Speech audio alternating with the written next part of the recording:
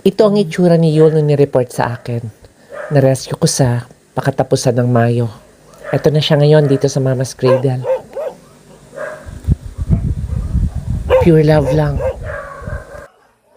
Ini-report po sa akin itong kaso ng isang asong bulag ang mata at payat na payat dito sa Los Baños. Pinuntahan ko siya nung Sabado ng umaga, magang-maga para siguradong makita sila. Pero hindi ko siya natagpuan. Nag-ikot-ikot ako. Hinahanap ko. Kawawa naman dahil mas kailangan niya na ng tulong. Nandito po ako ngayon, umaga. Nagtanong-tanong ako, hindi daw nakita ng buwaya. Wala din po sa paligid, walang aso sa paligid. Naipost at nahingi ko ng tulong ang tungkol kay Yul, yung asong butot balat na bulag ang mata. Dito sa Los Baños, Laguna.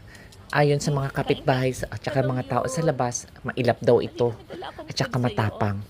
Laman ko na may owner at nakausap ko nga yung anak. Medyo magpapaalam muna tayo. Tapos sumunod, binalikan ko siya.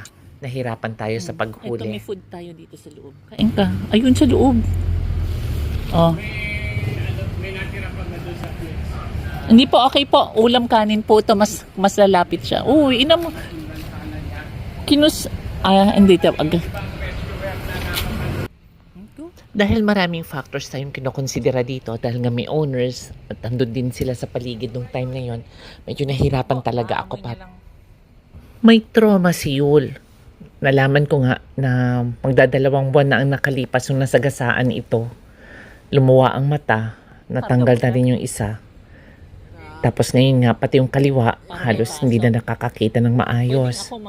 Nagbutot balat, tigits pa lahat, apakadami niyang garapata. Tsaka pulgas, nagkalat sa katawan niya.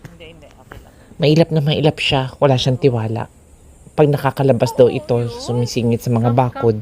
Sinasabi ng mga kapitbahay tsaka barker dito sa gilid na matapang nga daw, nananahol, nang aangil. Pawes. Pang ilan ko na to? Third na punta ko na po dito. Third na. Oo, second try, nagdala akong kretale, nahirapan kami medyo. Napaka-sensitive niya. Ngayon, third time namin, talagang dog psychology at saka human psychology. Joint force. Dalang kitang food bukas. Tsaka pa-text na lang po para mga gamot na meron pa. Good ba yun? Wala na mata yun. Ha? Wala na mata na yun. Gagaling ka, tapos uwi ka na doon. Mahaba pang gamot